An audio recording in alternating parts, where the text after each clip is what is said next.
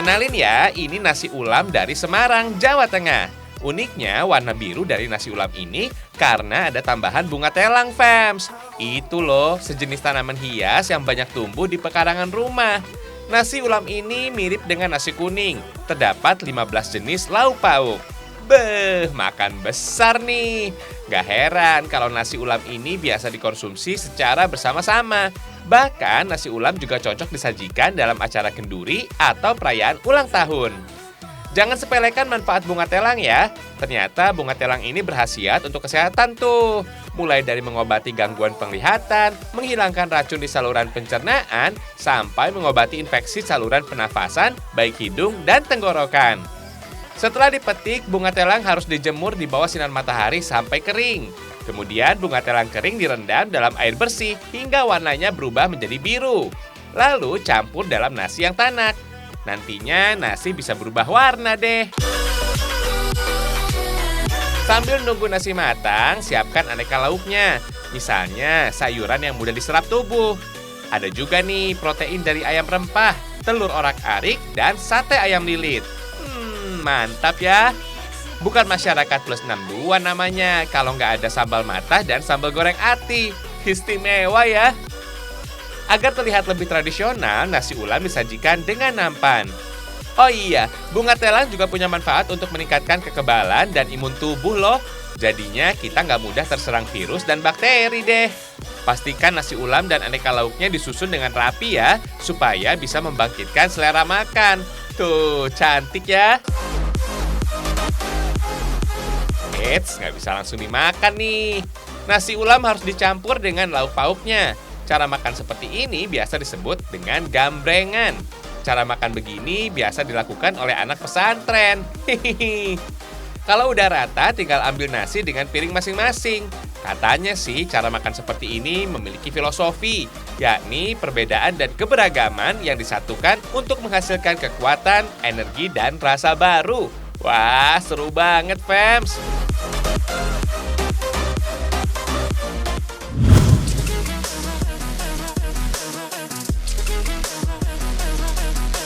Siapa bilang membatik cuma di atas kain atau kayu saja? Buktinya bisa juga nih membatik dengan kue bolu. Cantik ya? Kudapan ini biasa disebut dengan bolu gulung batik, fams. Kita intip cara bikinnya yuk. Proses pembuatannya tidak banyak berbeda dari bolu pada umumnya. Bahan-bahan kue seperti telur, gula pasir, tepung terigu diaduk menjadi satu selama 15 menit. Sebaiknya tepung diayak dulu ya, agar adonan tidak menggumpal, fams. Butuh juga pewarna makanan agar adonannya lebih menarik untuk memudahkan proses membatik. Sebaiknya dibantu oleh piping bag ya. Agar hasilnya mirip dengan aslinya, motif dan warnanya harus disesuaikan dengan kain batik pada umumnya. Gambar ini bisa berfungsi sebagai mold, fams. Jangan lupa lapisi kertas minyak ya. Lalu adonan bolu ditorehkan sampai membentuk lukisan batik. Fams, seni membuat batik dari bahan kue ini diperlukan kejelian dan ketelatenan dalam memilih perpaduan warna agar tampilannya jadi menarik dan enak dipandang mata. Selanjutnya, adonan bolu dipanggang di dalam oven selama 1 menit. Lanjut, kita bikin adonan bolunya. Kalau sudah mengembang, tuang kembali adonan pada loyang. Kali ini usahakan kertas minyak tertutup adonan ya. Oh iya, kata bolu berasal dari bahasa Portugis loh, yakni bolo, yang artinya sama dengan cake dalam bahasa Inggris. Lalu adonan masuk ke dalam oven. Panggang kurang lebih 2 menit aja ya. Lanjut, tuang adonan bolu lainnya yang lebih tebal. Dibutuhkan waktu sekitar 20 menit sampai bolu matang. Setelah matang, pelan-pelan untuk membuka kertas minyak ya. Jangan sampai motifnya rusak. Ternyata melestarikan budaya batik tidak hanya lewat benda seni saja. Bolu batik ini juga bisa mengenalkan budaya Indonesia ke mancanegara. Jika adonan bolu sudah nggak panas lagi, tinggal olesi dengan krim, fams. Terakhir, bolu digulung hingga berbentuk seperti tabung ya. Motif batik yang menghiasi bolu ini ada beragam, fams. Sebenarnya tidak hanya batik kontemporer yang berwarna-warni saja, fams. Motif batik klasik Jawa sampai batik Cirebon Megamendung juga bisa dibuat bolu. Keren deh!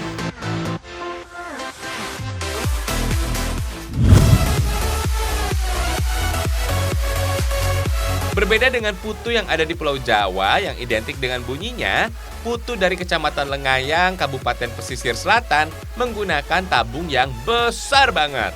Namanya putu kambang karena berasal dari khas nagari kambang yang ada di kecamatan ini, Fems. Putu kambang ini cocok sebagai kudapan yang tinggi energi. Ketan memiliki kandungan amilopektin yang tinggi sehingga teksturnya lebih lembek. Ketan juga mampu menaikkan gula darah dengan cepat karena kandungan indeks glikemik ketan yang cukup tinggi. Nah, adonan kemudian diletakkan di dalam bambu yang super besar. Ada tambahan daun pandan agar aromanya makin harum, Fems. Di dalam putu ada gula aren yang disebut dengan luo. Warnanya hitam dan lembek, Fems. Luo ini terbuat dari gula aren dan kelapa.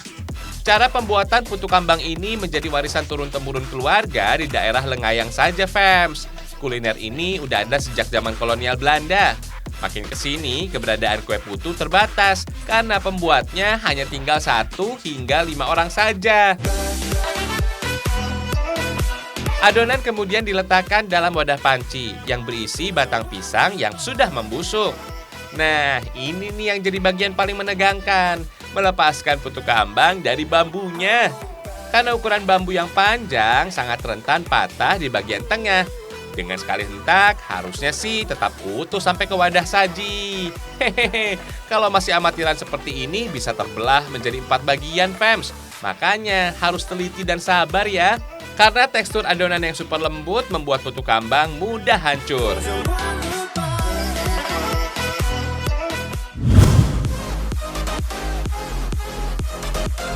Fems, makanan manis ini emang gak ada habisnya. Ada gulali dengan aneka bentuk sampai yang legendaris macam rambut nenek. Di Kabupaten Babat Lamongan, rambut nenek ini terbuat dari 2 adonan, Fems. Ada adonan dari tepung dan air. Adonan ini dimasak selama 2 jam atau sampai warnanya berubah menjadi kecoklatan. Sama seperti pembuatan dodol, Fems. Adonan ini harus selalu diaduk terus-menerus agar bagian bawahnya nggak gosong. Setelah matang, adonan tepung harus didiamkan untuk menurunkan suhunya.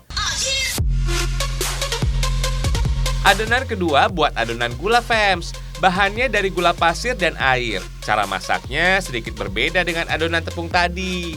Adonan gula nggak boleh diaduk sedikit pun supaya menjadi karamel. Kalau diaduk, hasil rambut nenek nggak bisa maksimal. Kalau sudah menggelembung kayak gini, tandanya adonan sudah matang, Fems. Adonan gula kemudian dipindahkan pada wajan yang di bawahnya berisi air untuk menurunkan suhu gula. Tunggu sampai gulanya mengeras ya. Proses ini hanya orang-orang yang punya skill aja yang bisa bikin rambut nenek. Adonan ini diputar-putar seperti membentuk angka 8 menggunakan 2 kayu kecil sambil ditarik-tarik. Hati-hati ya, adonannya masih hangat. Adonan ini nggak boleh sampai putus ya, Fems. Kalau putus, berarti adonan tidak bisa digunakan lagi, alias harus masuk ke tempat sampah. Kan sayang ya. Rambut nenek yang sudah jadi tidak boleh dibiarkan terlalu lama pada suhu ruang. Jadi, harus segera dimasukkan ke dalam wadah tertutup agar tidak keras. Selain rambut nenek warna pirang, bisa juga loh dikreasikan dengan berbagai warna. Fems, rambut nenek sebenarnya makanan yang terbuat dari gula. Diperkirakan sudah eksis sejak abad ke-15 Masehi. Tapi si manis ini sangat populer pada tahun 1990-an. Awalnya kudapan ini namanya arbanat, Fems. Disebut rambut nenek karena olahan dari gula ini berwarna putih seperti uban, alias menyerupai rambutnya nenek-nenek. Hehehe. Tuh, hasil jadinya warna-warni ya, seperti rambut nenek yang sudah diberikan cat rambut. Hahaha. Dulu, Fems, rambut nenek dijual dengan cara berkeliling dan diletakkan di dalam kaleng. Kalau sekarang, dikemas lebih modern.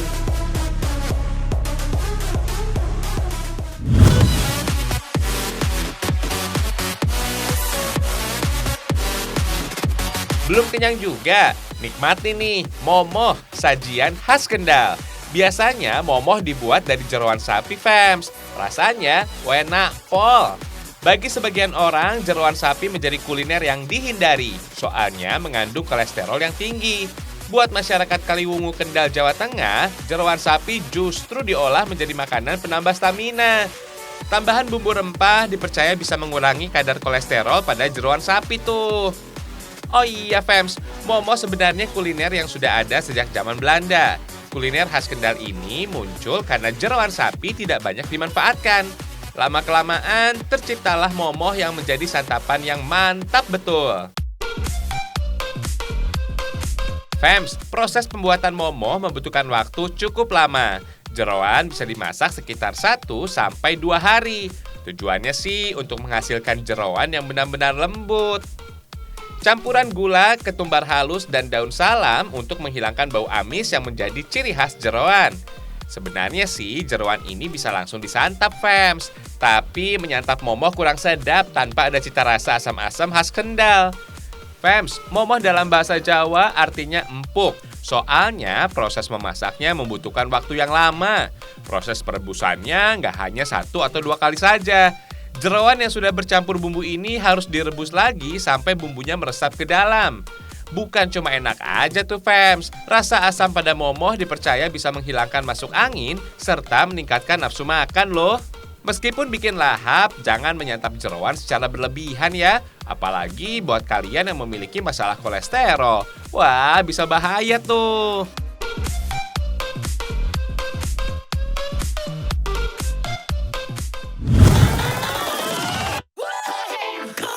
Buat sebagian besar anak muda, minum jamu dianggap udah cukup kuno karena menjadi minuman orang tua saja. Tapi jangan salah, minuman tradisional ini terkenal akan khasiatnya yang luar biasa loh. Penyajiannya masih mirip dengan minuman kopi Fems. Alat yang digunakan juga biasa dipakai di kafe-kafe pada umumnya kok. Kalian gak asing sama alat yang satu ini kan? Iya, saringan ini digunakan untuk bikin jamu kunyit asam.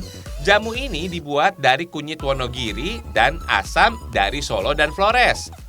Jamu yang sudah berbentuk cacahan kasar ini digiling dengan alat bernama grinder.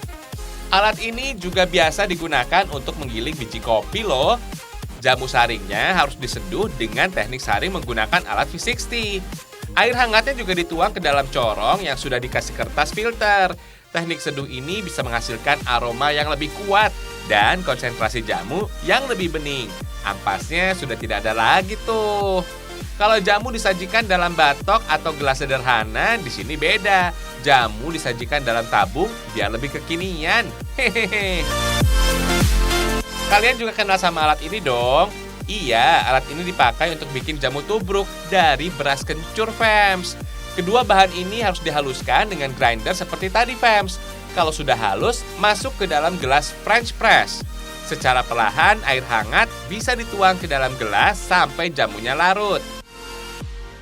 Yang ini lebih kekinian lagi Fems, namanya saranti yang diracik dari campuran beras kencur dan diseduh menggunakan alat rock espresso. Terus jamunya dicampur dengan susu, gula, dan creamer. Sebenarnya sih minuman ini bisa disajikan panas atau dingin. Kayaknya sih lebih seru lagi kalau disajikan dalam bentuk dingin dengan es batu. Hihihi. Ini juga jadi rekomendasi buat kalian yang belum suka jamu. Namanya Zaman Batu, yang dibuat dari campuran lemon, madu, dan biji selasih. Oh iya Fam, selama ini peracik kopi disebut dengan barista. Kalau peracik jamu disebut dengan acaraki. Profesi ini udah ada sejak era Majapahit kuno, Fams. Buat kalian yang mau belajar atau belum terbiasa minum jamu, ada baiknya menggunakan gula ya. Biasanya jamu disajikan secara plain, tanpa tambahan gula. Kalau gula disajikan secara terpisah juga boleh kok. Maklum, tiap penikmat jamu punya kadar manis sesuai selera masing-masing. Hasil jamu dengan alat ini harus menunggu sekitar 3 hingga 4 menit. Lalu tekan tuas pada tutup gelas yang berfungsi sebagai penyaring. Nah, semua sari-sari jamu bisa didapat oleh tubuh deh. Hehehe. Yang mirip dengan susu ini, Fams, mempunyai aroma dan rasa yang khas. Beras kencur terasa creamy karena campuran susu dan creamer. Berbicara tentang jamu, bahan dasarnya berasal dari tempat yang berbeda untuk menghasilkan cita rasa yang berbeda-beda juga. Mirip kopi, Fams. Nah, bahan dasar jamu kebanyakan ditanam di tanah, sehingga lebih menyerap banyak mineral yang bagus untuk tubuh, Fams.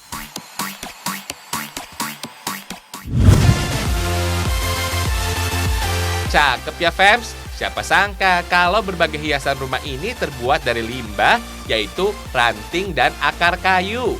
Salah satu warga Bandung, Jawa Barat mengolah limbah kayu yang terbuang disulap menjadi berbagai furniture rumah dengan bentuk dan konsep yang berbeda.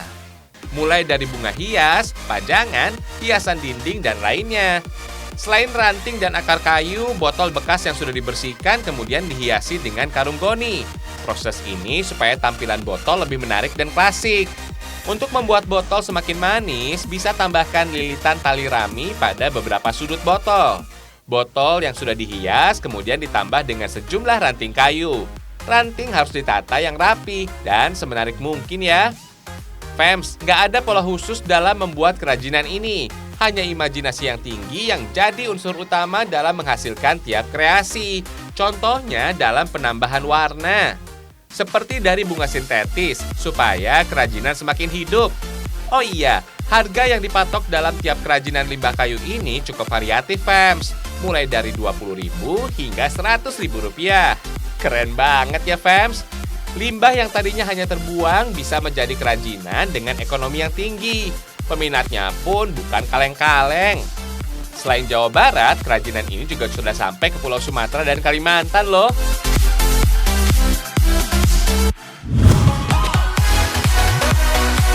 Biasanya, Fams, hewan peliharaan gak bisa masuk hotel atau tempat penginapan lainnya.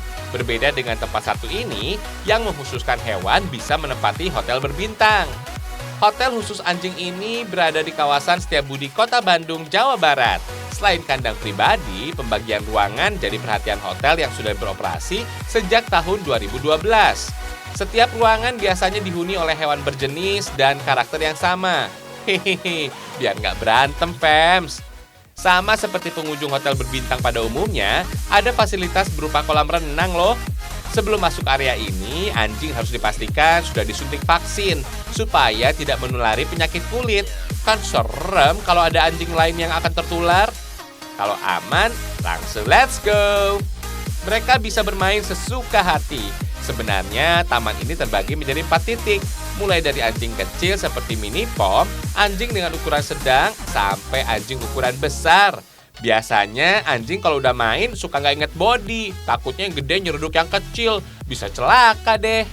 Nah, ini best spotnya, mereka bisa berenang. Luar biasa di sini, mereka benar-benar dimanjain deh.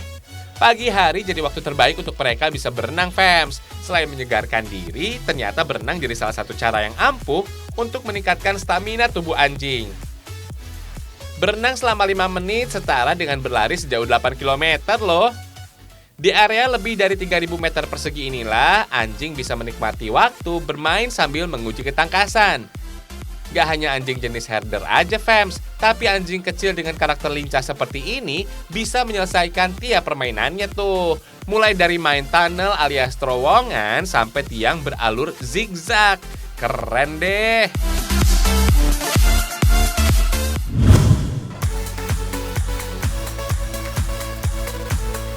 Keindahan Indonesia bagian timur emang gak usah diragukan lagi, Fams. Salah satu yang bisa dinikmati adalah Pantai Waijarang di Kabupaten Lembata, Nusa Tenggara Timur. Lanskap wisata baharinya dijamin memanjakan mata kita, Fams. Pantai dengan panorama yang indah ini terletak di Desa Waijarang, Kecamatan Nubatukan, Kabupaten Lembata. Pasir putihnya terbentang luas dengan riakan ombak yang memecah bibir pantai menjadi khas pantai ini. Konon berjalan di atas pasir pantai membawa manfaat loh, Fams, buat kesehatan. Melangkahkan kaki di pasir pantai memberikan efek rileks pada tubuh. Hormon serotonin yang berguna dalam mengelola suasana hati langsung meningkat pastinya. Terlebih posisi Pantai Waijarang berhadapan dengan Pulau Adenara, Kabupaten Flores Timur yang cenderung masih sepi dari pengunjung. Merelaksasi tubuh dengan suara deburan ombak, hangatnya pasir putih lembut, angin dan udara yang bersih, juga suasana yang tenang. Wah, dijamin stres akan segala persoalan hidup pasti hilang deh. Daya tarik lain yang ditawarkan oleh Pantai Waijarang adalah gugusan perbukitan yang seolah membingkai perairan Waijarang dengan indah. Waktu yang tepat untuk mengunjungi pantai ini adalah sore hari, di mana kita bisa menyusuri tiap sudut pantai tanpa harus takut kepanasan deh. Hahaha. Duduk di antara halusnya pasir dan menikmati nyanyian merdu Pantai Waijarang menjadi sensasi tersendiri yang akan selalu terkenang.